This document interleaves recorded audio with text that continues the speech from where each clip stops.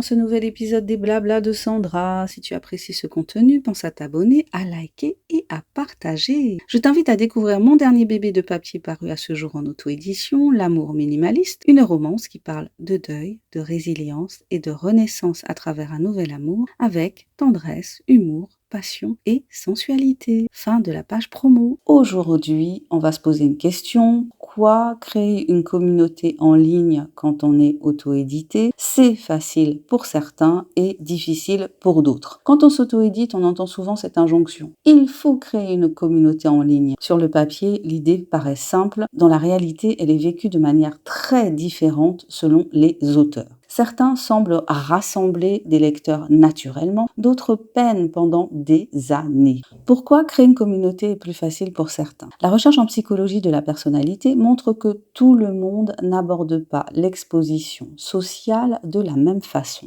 Les personnes pour qui c'est plus facile présentent souvent plusieurs traits combinés. Premièrement, une extraversion modérée. Elle tire de l'énergie du contact social, même numérique. Deuxièmement, une faible peur de l'évaluation sociale. Elles acceptent plus facilement d'être vues, commentées, parfois critiquées. Troisièmement, elles ont une tolérance à l'imperfection. Elles publient sans attendre que tout soit parfait. Ces traits ne rendent pas meilleurs auteurs, mais réduisent la charge émotionnelle liée à la visibilité. Pourquoi c'est difficile pour d'autres et ce n'est pas un défaut? À l'inverse, beaucoup d'auteurs rencontrent de vrais blocages, souvent invisibles de l'extérieur. Les plus fréquents sont l'introversion, l'interaction sociale consomme de l'énergie au lieu d'en donner, le perfectionnisme, publier devient anxiogène si le contenu n'est pas jugé suffisant, entre guillemets, la peur du rejet, une absence de réaction est vécue comme un échec personnel,